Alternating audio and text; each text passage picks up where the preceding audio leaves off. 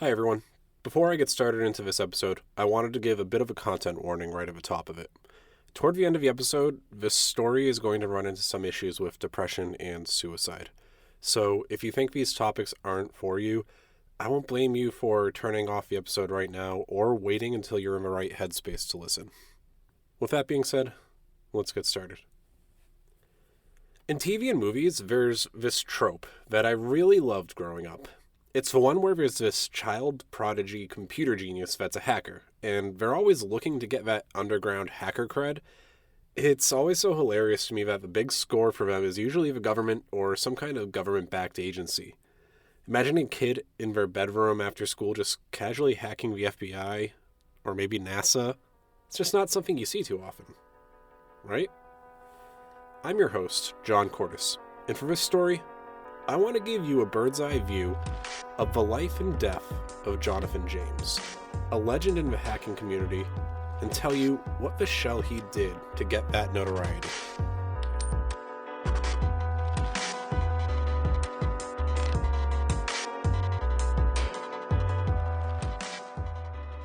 This episode, we're going to start our trip in 1983 in a small town in Florida called Pinecrest, just outside of Miami. Pinecrest isn't that large, with a population of just over 18,000. Its biggest historical fact at this point is that it was used as a staging area for the overseas railroad to the Florida Keys. I wanted to put that out there because, frankly, there isn't much going on here, but this is where our protagonist of the episode was born, and where he'd spend most of his life.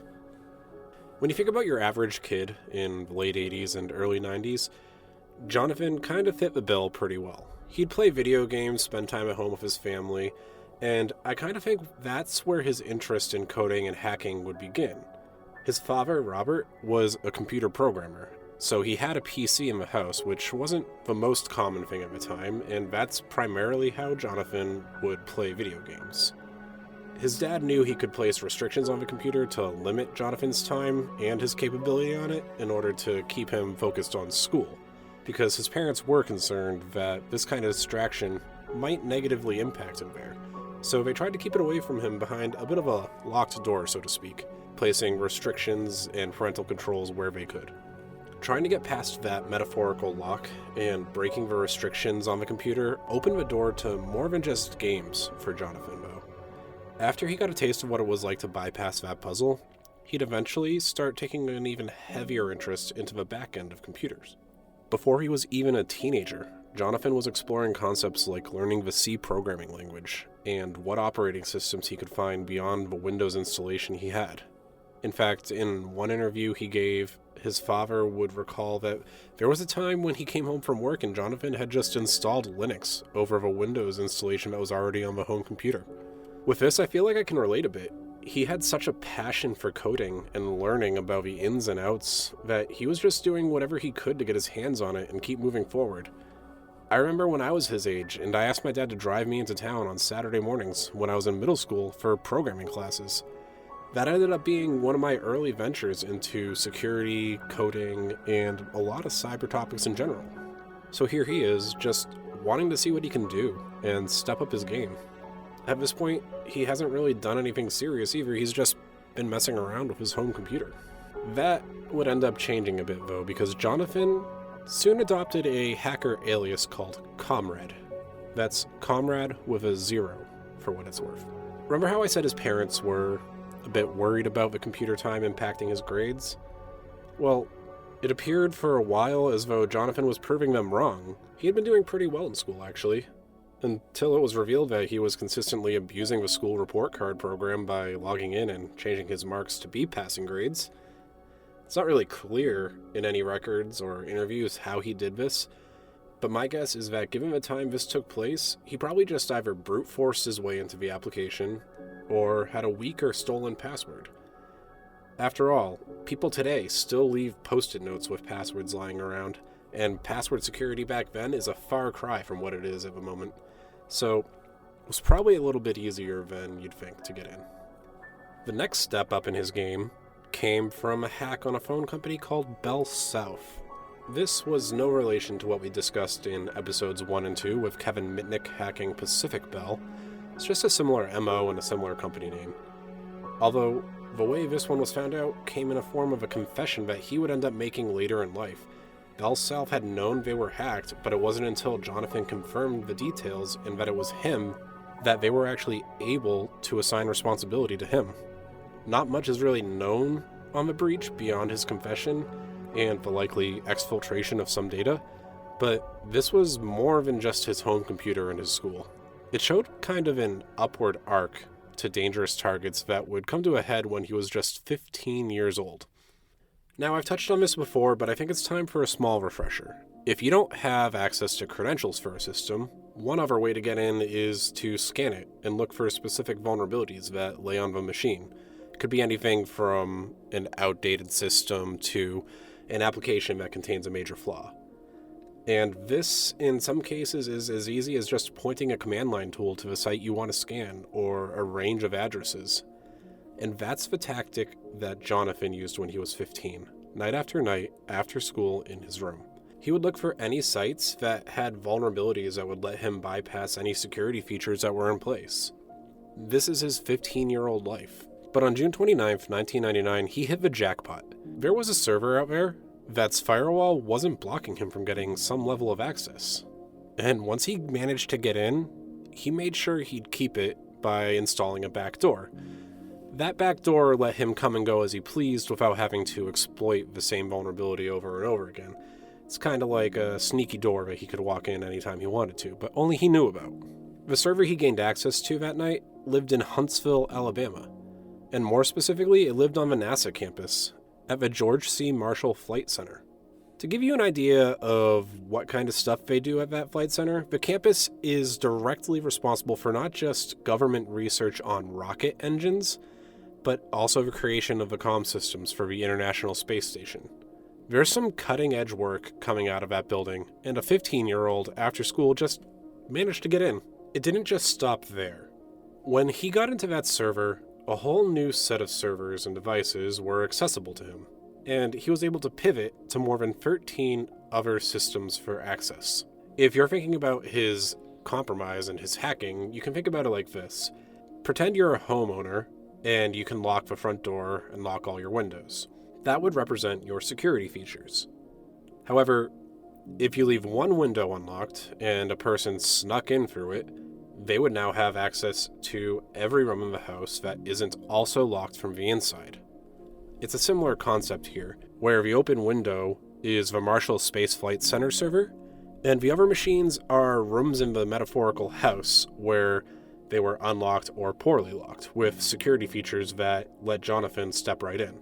In addition to that first server at the Marshall Space Center, we know that he was also able to hack into the Defense Threat Reduction Agency, or DTRA. That division of the Department of Defense monitored threats that could come from anything that was nuclear to chemical, or even just regular weapons.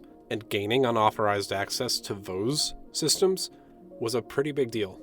So now we're talking not just NASA, not just the International Space Station systems, but actual methods of defense detection. Jonathan has his hands in some pretty interesting things, and some pretty illegal things. So what does he do at this point? Well, like any fledgling hacker, he's going to snoop. He placed a sniffer on the network, and he started to lay low, intercepting what he could. All in all, his loot for this would probably include around 3,300 or so emails and almost 20 sets of account credentials. In an interview with Frontline, which he originally did anonymously, Jonathan recalled that the government really hadn't taken much time or effort to ensure security here. He said that, quote, "They lack some serious computer security, and the hard part is learning it. I know Unix and C like the back of my hand because I studied all these books and I was on the computer for so long. But the hard part isn't getting in. It's learning to know what it is you're doing once you're in." And those credentials and emails weren't the only loot he got. Jonathan also took the time to take some source code that he found as well. You remember how I said the International Space Station was a part of that space center? Well, guess who now had a copy of the code that ran the station's physical environment, temperature, and humidity controls? Jonathan had a pretty big piece of software there. Part of a life support for the ISS? It's insane to me that he was able to get that. NASA estimated the total value of the data that he stole was around $1.7 million. But what did Jonathan do with it? Nothing. This kind of takes me back a little bit to Kevin Mitnick, where a lot of the hacks that he did, he was just doing to see if he could. He allegedly didn't do anything with the data, he just kind of took it, and that was it. Didn't destroy anything, just made his way in, saw what he could get, and came out. In that same interview from earlier, Frontline asked if he could have done anything with it, and he said, no, it was the environmental control program. Who wants that? You can play with an air conditioner, or what? The code itself was crappy, certainly not worth $1.7 million like they claimed. The only reason I was downloading the source code in the first place was because I was studying C programming. And what better way to learn than reading software written by the government? Now, that last line was probably in jest, I have to think, because I think a lot of us could probably think of better ways to learn than stealing C code from the government. But still, essentially, his motivations here were just because he could. He didn't do anything malicious with this information, he didn't sell it like someone else might have, he didn't even really run the code because he knew it wasn't worth anything interesting to him. So here's our main character, the teen computer genius. He's done it. He's given himself a cool hacker name. Comrade has compromised NASA, the DoD, and a slew of other hosts. He's living his best life, straight out of movies. Until January of the year 2000. The new millennia had quite a bit in store for him at this point. It turned out one thing Comrade didn't really pay enough attention to was anonymity. In hacking, there are always ways to tunnel your IP address through VPNs. You've probably gotten these kind of ads on other podcasts. They can help avoid and obfuscate the location of where you are. But somewhere along the line, he got a little sloppy. It turned out that NASA had been clued into the intrusion on their system and had been working with federal agents as a part of an investigation to find the culprit. At the end of that month, they had more than enough for a warrant. So on the 26th of January, 11 Defense Department agents and police from a Pinecrest Police Department busted down his door to arrest him. The agents were armed, wearing bulletproof vests and carrying rifles. A little bit of overkill if you ask me, because this kid's just a hacker, but they didn't really know that. And at the time, these kind of arrests were still in the early stages of really being understood how to handle. So it's not too surprising. They would seize several computers and a laptop, and take Jonathan into custody. At this point, he's still a minor too. He's only just 16 years old. That meant that there were a couple things working for him. His age, and the fact that the government wanted to know pretty badly how a kid could get into their networks. You have to admit, having a teen hack into what are supposed to be the most secure networks in the country kinda makes you look bad. And the news was spreading quickly that this kid hacked into what were supposed to be super secure systems. He was getting a hefty 15 minutes of fame at school, and pretty frequently, he'd talk to news and media about the experience. Occasionally, he'd even lambash the government for how easy it was to get into the systems. But despite the public goading of the law, James did what I think the smart thing was here and shifted gear into full cooperation mode. He knew that what he clearly thought was just fun and games were over, and that there were real consequences he was about to face. He explained to the investigators how easy it was for him to get into the machines because of a lack of proper attention from a security standpoint, and pointed out where they could beef it up. Personally, I think this part of the process lit a new spark for Jonathan, because at the end of an interview, when asked what he was going to do about vulnerable technologies, he said that maybe one day he'd start a security company.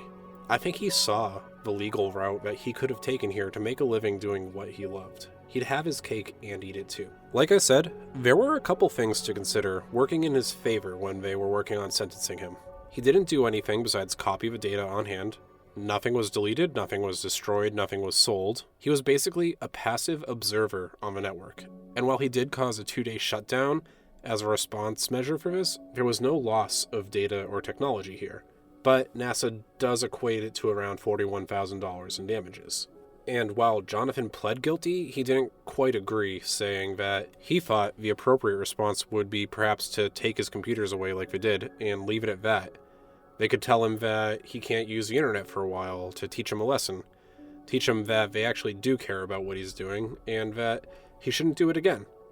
But they shouldn't really put them in jail, was what he thought. He went on to say that for him, it was just harmless exploration, non-violent, and that if he wanted to, he could have done a lot of damage but chose not to.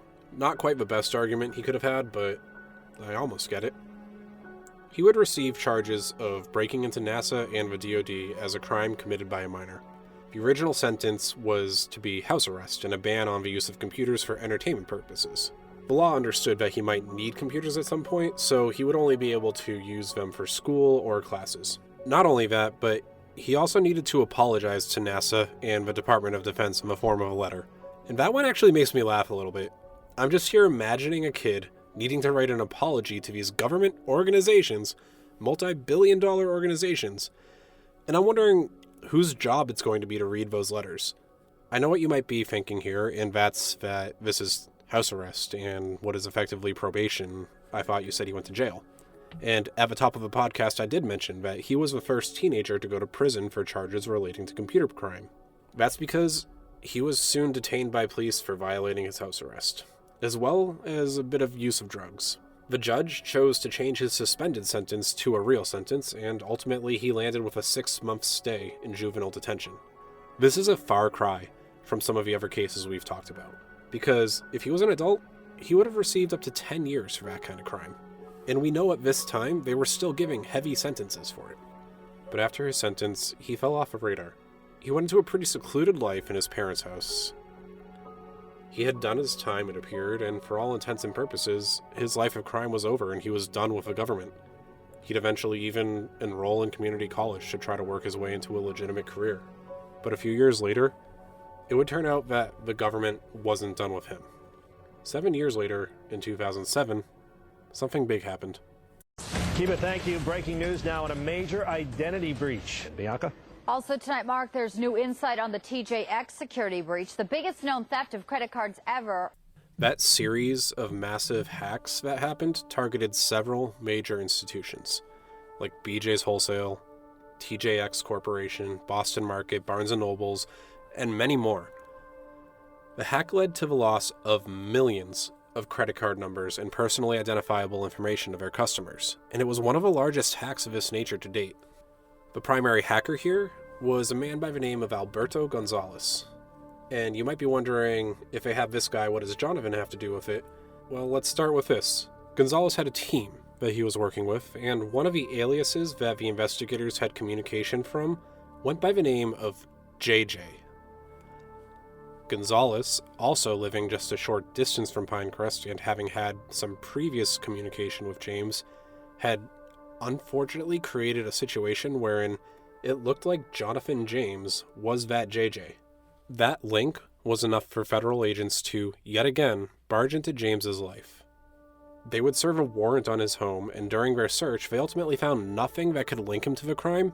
The only thing of note that they found was a rifle, which was left behind because it was properly registered. It should be made clear that since being released from prison, Comrade, at this point, had fallen on significant mental health struggles. His father has told reporters time and time again that when he got back from prison, he struggled with mental health issues and depression, talking about how he was in a constant state of anxiety. When his father asked him if there was any merit to the accusation that he was a part of this at all, Jonathan said there wasn't. His dad just wanted to make sure because at this point he wasn't a minor anymore, so he would fall under the full penalty of the law if he was found guilty. That assurance that he was innocent and hadn't done anything wrong was the last conversation Jonathan and his dad would ever have. Because on Sunday, May 18th, 2008, Jonathan was found dead in his home from a self-inflicted gunshot wound. A gunshot wound from the same weapon that was not seized earlier by authorities. Jonathan had left a note behind. In his suicide note, he wrote, "I do not believe in our justice system. Perhaps my actions today and this letter will be a serious signal to the public. But I have lost control of the situation, and this is my only way to fix it. To be honest, I have nothing to do with this whole TJX story. Even though Chris and Albert Gonzalez are the most dangerous and destructive hackers the Fed have ever caught, I am far more seductive to public opinion than these two random idiots. That's life. Remember, it's not that you win or lose, but that I personally win or lose by being in prison for 20, 10, or even 5 years for a crime that I didn't commit. This is my way of winning, but at least I'll die free." That was it. He believed that because he was loosely tied to this, it made for a better story that he would end up on the wrong side of the bars again. He'd lost all hope for any kind of a fair process and ultimately chose this course of action as a retaliation. The biggest kick to this is that it would eventually come out that JJ was not Jonathan James. It turned out that a frequent acquaintance of Gonzalez by the name of Steve Watt frequently used a pseudonym, and that pseudonym was Jim Jones, JJ. It's a bit of a tragic ending here. I wish I could tell you that he managed to stick it out and find out that fact. I wish that, like Mitnick before him, I could be telling you more about what he's up to now, but I just can't. It's a stark reminder of a darker time in justice for cyber law, when the burden of proof, or even what constituted proof, was still up in the air and a bit rigged in the game against hackers. Today, we have much more in the way of showcasing without a doubt that someone is attacking systems. Not only that, but the court of public opinion and knowledge has shifted in a way that, to many, this isn't nearly as scary to hear about as it used to be. There are more and more experts out there to debunk crazy cyber myths and keep cases like that to a minimum. They'll keep these cases grounded and more inclined to a fair trial. At the end of the day, I think that James shined a bright light that went out too quick. Most hackers know him. He was a self-taught guru of cybersecurity. With that, I'll leave you with this, a snippet of his obituary that I think described him pretty well after all my research is said and done. Quote, "Jonathan will be remembered by friends and family as an exceptionally intelligent young man who never did anything by the book. A computer genius by all definitions of the term, he routinely astounded friends, family, and governments with his accomplishments. He will be sorely missed by his surviving brother, father, aunts, uncles, cousins, grandparents, and many, many friends. I'm John Cordes. Thanks for listening to me explain what the shell happened to Jonathan James." That was a bit of a heavy episode. I had a bit of trouble writing the end there because I wasn't quite sure how to come out on the right note. So thanks for bearing with me on it. I want to thank everyone that's listening to the show and ask that you follow me at shell_pod on Instagram if you want to see more content.